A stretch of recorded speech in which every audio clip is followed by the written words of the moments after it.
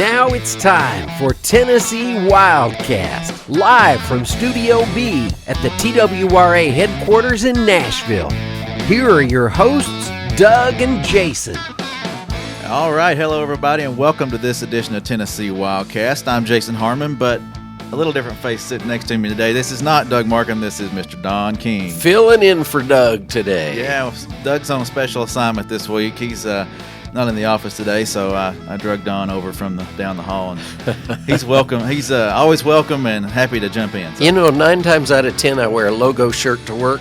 Today I did not, so anyway, my bad. That's all right. You don't have to have a logo on to be on this show, but we are excited about today's show. There's a lot going on in the world of outdoors. Turkey season is here and starts this weekend. The youth had a great weekend last weekend, so we're going to hit that hard today. But first, let's hit some other stuff that's been going on. Yeah, you know what? I wanted to congratulate you and Doug both. Last week's show blew the roof off of viewership on TWRA TV. It did. Your episode about Humphreys County was really good, really informative, and you know, I love David, the guest you had on, talking about the fishing opportunities up there, plus our new property up there that's really Buffalo Ridge. It's a great showcase for the whole focus of that place is to get people involved in the outdoors, and Donald Hosse's doing great work up there and making that happen. So I was really glad you were able to bring all that info to the folks and encourage them to go back and look at last week's episode if you missed it. So. Yeah, TWRA.tv. Click on Wildcast or go to the Pro Shop and click on our channel there, and it's episode 80, Outdoors in Humphreys County. We had almost 2,000 views, which is pretty cool. Yeah. And that's just on TWRA TV. We're also on Facebook. We were live on Facebook that day, and then we were on YouTube as well. So check us out at all those locations. Something big's happening this weekend, or this week, today and tomorrow. The NASP tournament, NASP, National Archery in the Schools program. Mm-hmm. It's really taken off. You know, that thing started probably about 10 years ago in Kentucky and caught hold. Tennessee caught the bug and started the program. Don Crawford heads that up here in the headquarters office and recruits volunteers from across the state and has gone over and done a lot of presentations to school boards and that sort of thing, and worked with a lot of phys ed teachers and other teachers throughout the school system across the state to implement this great program. And the kids love it, and the proof is that there's over 2,000 kids shooting in the tournament, statewide tournament this week. As you said, today and tomorrow, Thursday, at Miller Coliseum in Murfreesboro. So is that the biggest class, I guess, the biggest state tournament so far? Yeah, it gets bigger every year, and Don keeps saying, man, we got to find a bigger venue. But they're already shooting in 2 big barns. You know, imagine the rodeo arena. They fill that up, and then there's an overflow arena out back that they totally fill up, and it's gone from 1-day shoot to a couple of days. And they're shooting 3D targets, too, is another part that they've added to it. And the kids love it. It's a lot of fun. It really is. A great family deal because a lot of parents, grandparents, and aunts and uncles will come to watch their kids shoot. So it's neat. If you're interested in the NASP program, want to get involved, you can email Don at don.crawford@tn.gov or call 615-781-6500. They'll get you in touch with Don, and you can learn about the program even more and possibly get it in your schools. Yes. Also, coming up soon, it's turkey season, so the Governor's One Shot will be happening pretty soon through our foundation. That's right. The Tennessee Wildlife Resources Foundation does a world of great things for our agency, and they're all about their whole reason for being is to help support TWRA, and they do a great job of it. And one of the fundraisers that they do through the year that's proven to be a a really popular thing is the governor's one-shot turkey hunt. Started out in Pulaski many years ago, and it's migrated up to more central Middle Tennessee, and the big banquet will be at Saturday night at the Franklin factory in Franklin. Yep. The factory. There's a few pictures of different or past years. And it's a first-class deal. I tell you what, they line up some great guides. The folks that participate in the hunt all come in, and it's always been fun to help take photographs and stuff log in at the tote board as the birds come in, get measured and weighed and everything, and it's quite a banquet at night too. They have silent and live auction items that are top of the line. So if you want more information on that, twrf.net, and that event this year is on April 13th and 14th. Yes. So if you want to be a part of that, get involved with that. And also something the Foundation's doing is a Wild by Nature weekend. Something new to Tennessee.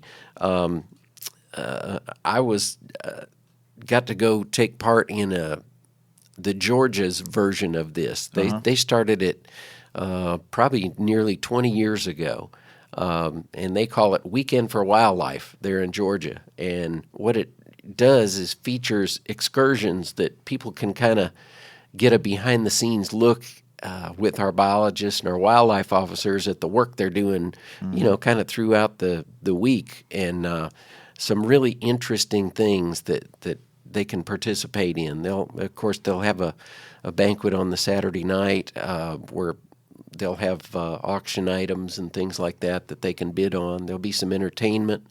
Staying at the Hermitage Hotel. Yeah, and what a great hotel. Very historic, right across from the Capitol, basically. A really nice venue for it. A lot of good things in store. So still working up some of the details on some of the excursions and things. Right. We've had some initial meetings about it, and really have some neat trips scheduled right here in Middle Tennessee. There's so much to see and do, and so anyway, encourage everybody to get online and check out that weekend, Wild by Nature, our Tennessee's Weekend for Wildlife. Yeah, that's October 5th and 6th. Let's see, what else do we want to cover before we get into the turkey segment, turkey part of our show? Let's hit show Facebook real quick. We had a pretty cool post on Facebook yesterday, I believe it was, 23 hours ago exactly from the time we're shooting the show today. A West Tennessee alligator. We are not stalking alligators in West Tennessee. I want to say that, and let me look at the camera. We are not stalking alligators in Tennessee. But anyway, this guy migrated from probably around Mississippi or somewhere, and came across the border and was seen in the Wolf River. And one of our officers got a shot of it, a little bit of video.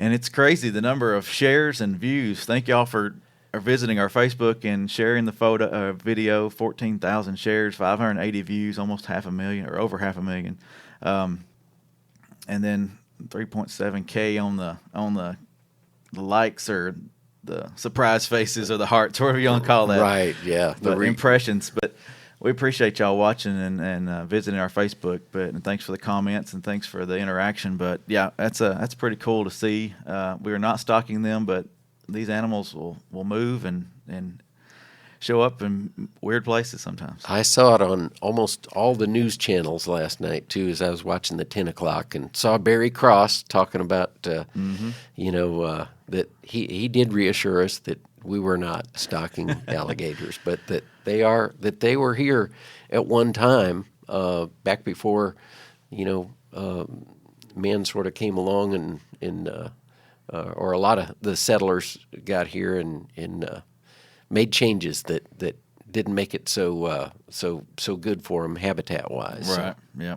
There's a lot of animals have roamed the lands of Tennessee that's right here now. So, all right. Well, let's get to our guest. Let's pan out and introduce our guest, Miss Joey Sweaney. She's what's your official title, Joey?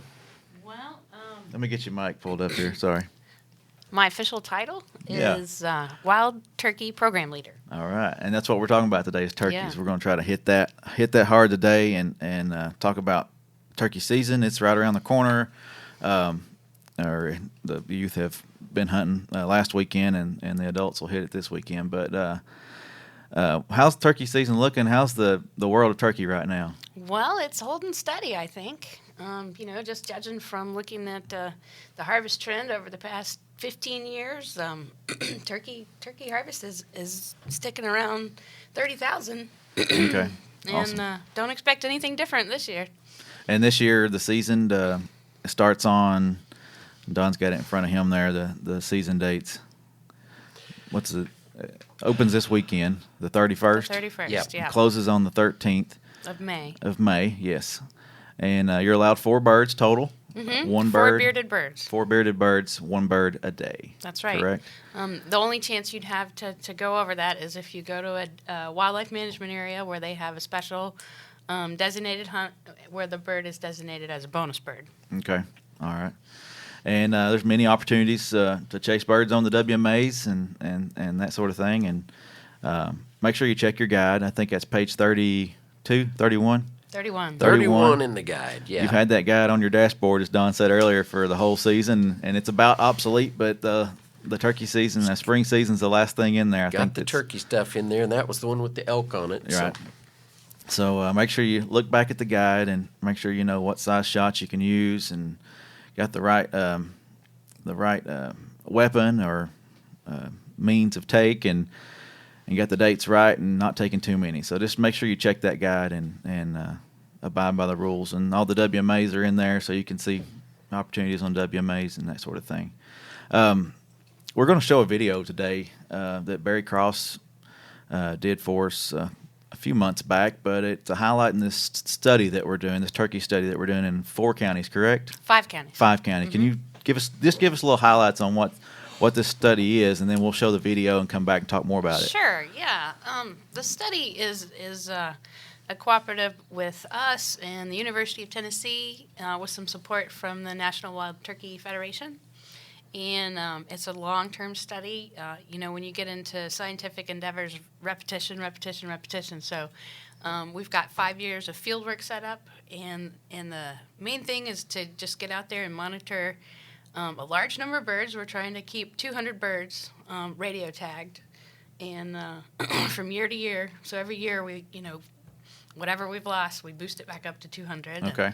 And follow them and just learn about their survival, their mortality, their reproduction, how hunting, getting into the hunting effects, and we're also doing some human dimension surveys. So there's mail-out surveys to get into the minds of the hunters in those areas, and also we're doing a surveillance, disease surveillance. So for every turkey that we end up trapping, we take a blood sample and a fecal sample and do a disease assessment.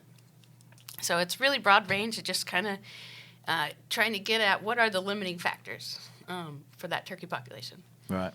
And they were seeing some declines in some of those counties, so that's why we in harvest, yeah. In harvest. So we focused our attention on those counties. So let's watch this video, and let's let y'all kind of get a behind the scenes look and watch some of the action and see it happening, and then we'll talk more when we come back.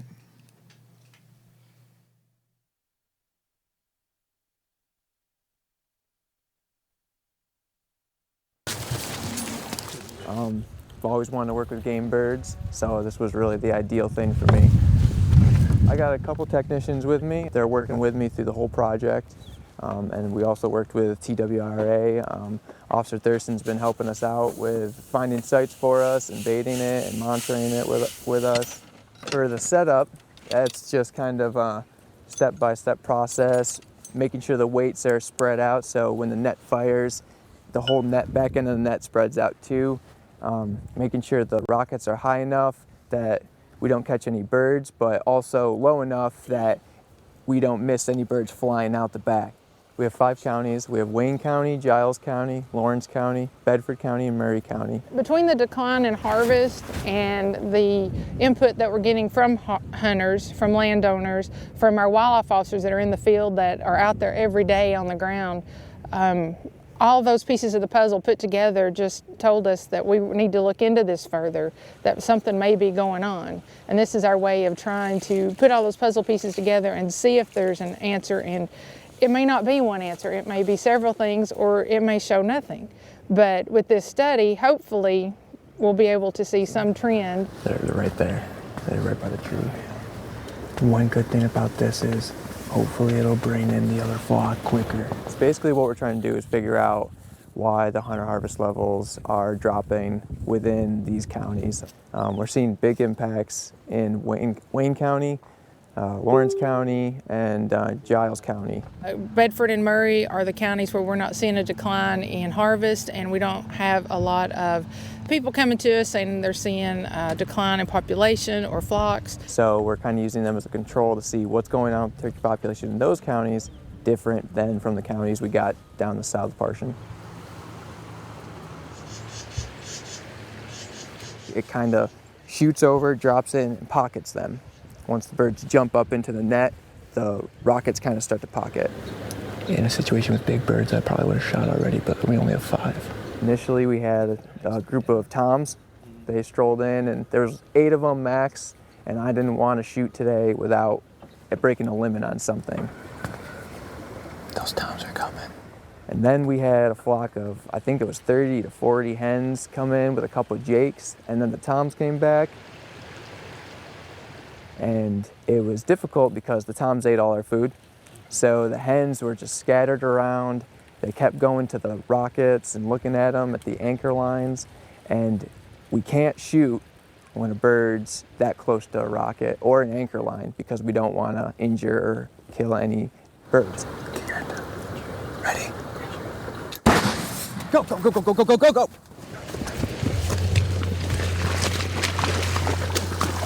Pick them. Rotate them. Oh, it's a big bird. Pick them, rotate them. We have 2 sites in each county. We want 10 hens and 10 males in each site. So within each county, that's going to be 40 birds. Lawrence County has an extra site, so they have an extra 20 birds. So it totals out to 220 birds in the study. This year, what we're trying to do is we're putting transmitters on these birds so we can monitor their movements. This particular transmitter that we're putting on is going to tell us where he is, and it's designed to give off a mortality signal. So if the bird doesn't move for 8 hours, the pulse rate of the transmitter picks up. And then when nesting season comes, we can monitor hen nesting, hen success, and then really once they have a hatch, we're going to go in there, we're going to catch the poults, the little chicks too, put a couple transmitters on them, and try to figure out the mortality rate of poults as well, and try to figure out also the habitat use.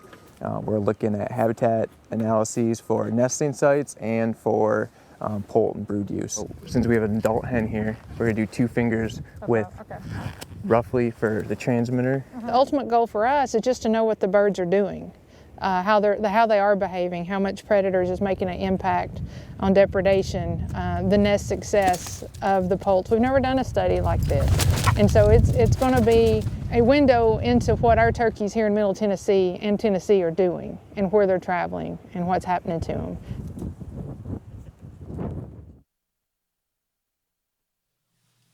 All right, that's pretty cool. Some good stuff they're doing out there, trying to figure out what's going on with these guys and how our populations are doing. So, Joy, one thing that I was curious about just watching that, is there a benefit what's the benefit for catching a tom or a hen, or what's the benefits of one or the other? Sure. Well, in particular, in the 5 counties, there's 2 sites in each county, and so that makes a total of 10 sites. And so at each site, the objective is to get 20 birds. and you're trying to get half and half, Okay. male and female. And that's just so you can look at the whole population. With the jakes and toms, in particular, we want to know how harvest mortality is affecting their numbers. So it's real important that we get a harvest rate on those guys. And when you look at the harvest numbers in general, you see a large, usually it's like 20% or 15% jakes and then 80% toms. Mm-hmm. And that has to do a lot with hunter selectivity. You try to get a tom more so than a jake. A bigger bird. Yeah. Yeah. So, but the more jakes you have, the more toms you have the next year. Right. And so just looking at that is real insightful. And then with the hens, of course, they're real important because that's what makes the population grow or not grow, right, depending on how well they do at their job. And so getting them radio tagged and then following them through the nesting season and the poult brooding season is real important. And last week, I think it was last week or week before last, we had the commission meeting, and some of the folks from University of Tennessee that are doing the study came in, talked to us, and was giving us some updates on how the study's going. And they had some pretty cool information about these nesting sites and how they survived or didn't survive. And can you just talk a little bit more about what the results of the study have been so far yeah. and what we're looking at? So far, we've only looked at one season. Mm-hmm. And so... so it's 1 of 5, right? 1 of 5. And seasons can fluctuate a lot from year to year. And so it's real important that we understand this as preliminary information and that it's just... ideally, we'll have a whole 5 years to look at, and we may have a tornado one year, or we may have I don't know, some other kind of event that would just skew everything, and so you might feel like this is a disaster, when really it's just 1 year out of how many years. Mm-hmm. So just keep that in mind. But so last year, it looked like the harvest was right where we would expect it to be, and so that's really good news. And then the thing that kind of was off a bit was the reproductive numbers. Our nesting rate of success. So you have a nest and does it actually end up making poults? Right. That number was just a little bit low. Probably where it's okay. It's not great. Right. Poult survival was pretty low. So once the eggs turned into poults, those poults surviving to where they could actually fly and get away from predators. That first week or two, poults are little balls of fluff on the ground, and they're easy pickings for almost everything. And so, that's expected for it to be low, but I think it was a little lower than most studies find. And then the number of eggs in the nest was like 1 egg short compared to most studies. So we are kind of worried about the outcome of reproduction, and we'll look at that next year. And maybe it was just a wet season. I know there were some tornadoes that were happening right there on the study sites, and so it might be just that yearly variation, or maybe that's where we're seeing an effect on our harvest, and that's why it's declining. We just kind of have to wait and see. Yeah. Do you think the predators in that area are having an effect on those nesting? That's one of the biggest things that's affecting that. And absolutely. Is there a way we could curve that, or? That's a real tough one. Yeah. It's a really, really tough one. I think the vast majority of the reason why the nest that didn't succeed was mammalian predators. Okay. And that's like your possums, your skunks, your raccoons. For the most part, it's those like meso predators, foxes, those middle-sized mammals. Okay. And so a lot of that, those mammals are doing really well. With people, they adapt really well. People see them out in their yards in the middle of the most urban situation that you can think of. Right. And so their populations have done well and probably are continuing to grow. Mm-hmm. And while that's happening, there's not a whole lot you can do. A lot of people go to trapping, let's start a trapping program. But there's all these transient, outside of the main population mesopredators, and so as soon as you take away the predators that you're worried about, whoop, those ones waiting on the rim just kind of fill in those pockets. The vacuum gets filled. And there's been a million studies that show that, a trapping program can have, can have some good effects immediately, but the amount of money and time and intense effort that goes into it, you just can't keep it up. Right. And as soon as you stop, you're back where you were. Yeah. So what do you think the biggest thing you've learned so far from this first year? What do you think the study has brought to our attention? And I think the biggest thing is concentrating maybe on creating habitat that is conducive to those reproductive seasons. Mm-hmm. So like a nesting habitat for a hen is a place where her eggs are hidden, but that she can still stick her head up and get a look at what's around. And so if all you've got are woods and a nice manicured pasture, then you're missing that key habitat that gives her that protection she needs for her nest. Okay. And so I would say that one of the things the study is looking at is those kind of measurements to see what habitat is connected with the best success. Mm-hmm. And so I'm excited to see that, because that's actually something I think we can do and that private citizens can do in order to boost that that reproductive part of the turkey's life and then boost populations. Mm-hmm. And I guess folks at home could take advantage of those NRCS programs to Absolutely. help improve their farms and their lands with more native seeds and grasses and things like that, or whatever provides more ground cover for these birds and Yeah, I better mean, habitat. if you're out there and you're excited about this study and you're in those areas and you want to help, then reach out to us, and we've got a private lands biologist that will come out and make a management plan for you and your land. Mm-hmm. And I just think that's just optimal. It is, yeah. Do you want to say anything about University of Tennessee and some of the folks that are involved there? Yeah, sure. So the research project is coordinated by a principal investigator who's a professor over at the University of Tennessee. His name is Dr. David Buehler, and he is just phenomenal. He's been so good to work with, and he's just a wealth of knowledge. And the project has been going so well. All of our target goals have been met, and we're really, learning everything we meant to learn. So kudos to those guys. We've got a master's student who is just like on the ground like captain. And he's amazing, and he is working overtime. And when I say overtime, I don't mean like 41 hours. I mean like hundreds of hours a week.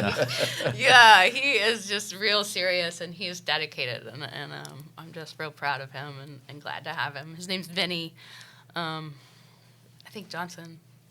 Was that him in the video? Yeah, that was him in the video. Awesome. Yeah. Absolutely. And then our officers have just been great. They've been kind of, we've got at least 10 sites out there. Mm-hmm. So that's 10 trapping sites. And we've got one master students and like a couple of technicians from UT. And they can't do it all. And our officers have just been really dedicated, because it takes a lot of effort to get out there and put out the corn and then find out when the birds are coming in. And then you've got to go out there and like administer these explosives. So it's a huge effort, and kind of a revival with that effort, isn't it? I mean, during the restoration times, that was almost an everyday occurrence, or almost. I mean, it was a lot more common to use the cannon nets and everything. Yeah, absolutely, and this has kind of been good for our officers, just to like keep those skills up. Right. And so that's a pretty neat adrenaline rush, isn't it? When the cannon net goes off and go get them. Yeah, in the video, they're like, go, go, go, go, go. It was really cool. So I'm sure you've jumped in there and helped them some too. You got your hands. Yeah, dirty. I got out there, and it's just really exciting. It just brought back memories watching that video. You get those birds under that net, and you got to get out there before they get all tangled up into it, Right. and get them out and get them in those boxes. And then once you get in the box, you can breathe easy and just go one at a time and do your measurements and draw your blood. And, yeah. Yeah. That's really awesome. fun. Looked like it was a lot of fun. I'm going to have to go jump in there one day. and Yeah, help one out. thing I really want to do is, one thing they're going to do is put radio transmitters, and they did last year, on the poles. So on the little, you can't rocket net those guys. You actually got to get out there and just catch them, like wrangle them up. Right. And I didn't get to get out last year, but hopefully this year I will. I guess at a young age, they're probably pretty easy to catch, maybe. If people can catch them, anything can catch them. Anything, yeah. Yeah. Well, anything else you want to add or something we haven't covered that? Well, I do want to say that the National Wild Turkey Federation, they were just instrumental in the restoration phase when we were out, Right. Trapping and relocating turkeys, and here they are again in this research project, just instrumental with their funding and their support of it, and so I just want to express my appreciation for those guys.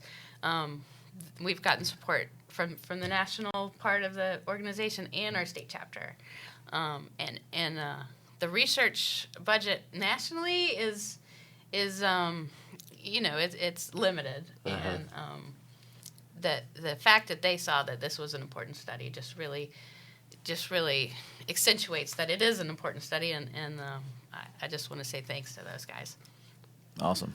Okay. Well, thank you for being with us today and talking about this study. Oh, my pleasure. Thanks for having me. And bringing everybody up to date on a year in, and like I said, we got 4 more years to go, and then we've got a year of doing the math. Mm-hmm.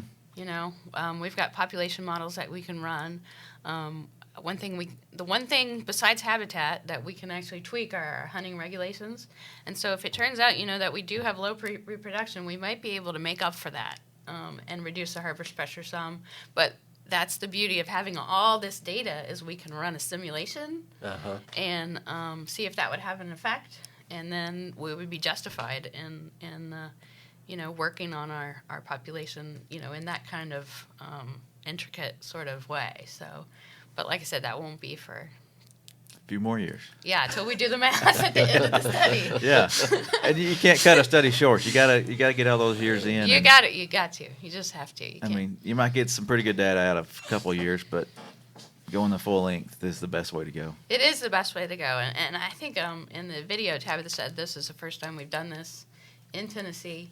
We've hit. If you look at the harvest graph from 1959 until now, you see it's a sharp rise up until about 2000, which is when we stopped trapping and relocating, and then you'll just see, those bumps, dips, and rises all around that 30,000 mark, and that's like a new age for turkeys. And it's something that across the whole United States we haven't studied that much because it's new, and we're just learning so much. So I'm just excited that we're doing it in Tennessee. Yeah, it's awesome. I'm sure that'll be shared across the nation too. Well, when you guys get this study done, it'll be. And there's a study that got started in Missouri, just a year or two before ours. That is super similar. So we'll learn a lot from each other. Good. Awesome.